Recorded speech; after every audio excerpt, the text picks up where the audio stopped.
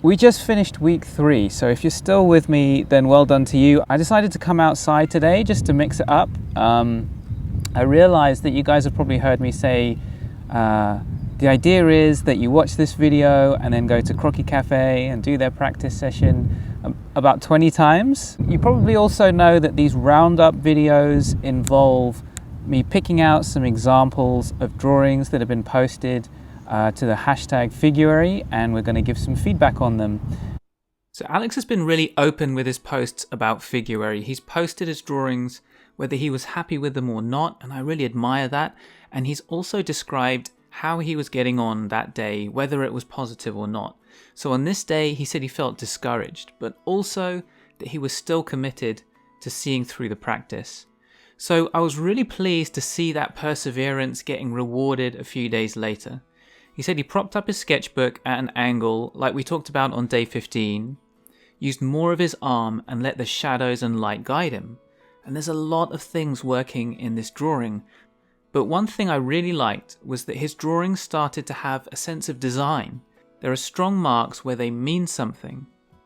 Now Kelly's obviously quite an advanced artist and has a good balanced set of skills. And like we talked about in week 3, he's selective about his lines. He's focusing on what's important and he varies his line weight so that he can bring attention to what is most important. He also draws the simplified tonal shapes like we talked about in week 3, and he focuses on important curves and angles like we talked about in week 1. This is PPOP, which I would like to know more about that username and what it means.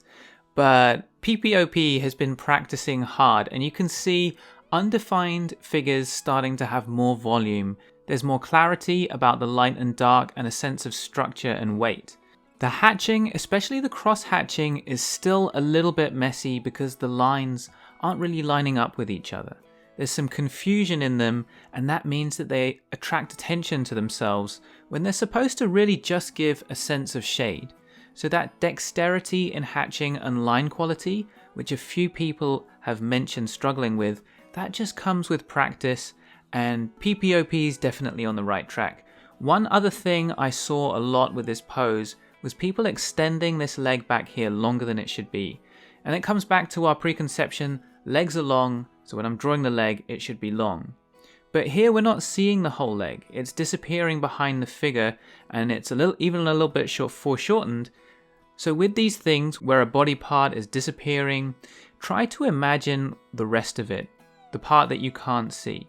And then you'll start to get a better sense of the proportions for the part that you can see. So I put up a poll on YouTube to see how you guys were feeling about your skill level across Figuary. Figuary was all about building habits.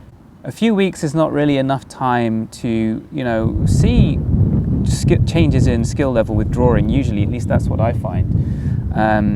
But actually 60% of you guys said you'd seen an improvement in skill, which made me feel great. And then about 25% of people said that they hadn't seen an improvement in skill yet, but they knew that it was going to come with more practice. And those people I'm not worried about at all, because that's just the kind of attitude you need to get you through the learning process with drawing. There's always these plateaus and ups and downs, and it takes time. And if you can keep going, have that faith in the power of practice, you're going to be absolutely fine.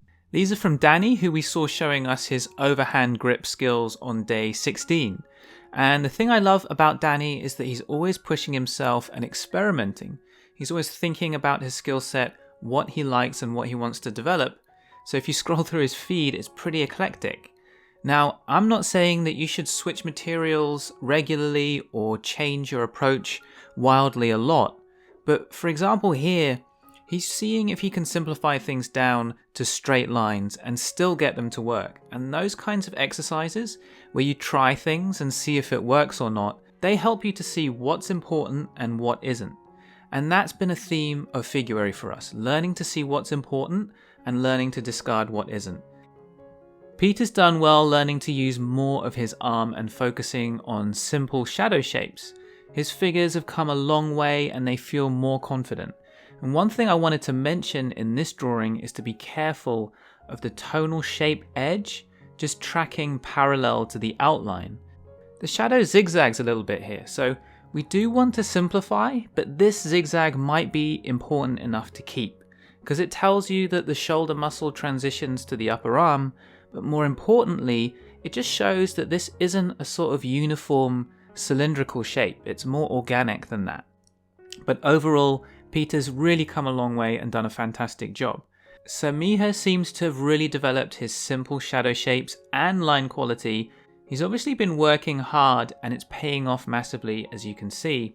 His shadow shapes are a little heavy and the edges are the same strong weight as the outline. So I wonder if Samiha could try to lighten the hatching a little bit, perhaps a thinner pen, and the same for the edges. So a look at Chris Glibb's line weights could help. So Trayvon, I hope I'm pronouncing your name right, has really improved his line quality in the last few weeks. So having more confident lines like this is reassuring to the viewer's eyes. If you imagine a flow going through the lines, in these lines the flow is a bit disrupted, it's kind of splashing everywhere. Here it's smooth and only interrupted where it tells you something about the pose. And he's also started varying his line weight, making some edges darker or heavier, and that helps him to tell a better story with a few lines. So he's really done very well. So tomorrow is week 4 and we're going to tackle those 60-second poses. We're going to talk about how you should approach them. And I think some of you might say, hey, why didn't you address that at the start of Figuary? I've been struggling with these 1-minute poses for 3 weeks. And I think that would be a fair thing to say. But we're going to get to it tomorrow. I hope you enjoy it. We've got a lot of useful tips for week 4. Enjoy your practice and I'll see you back here tomorrow. What do you think of Figuary, Maggie?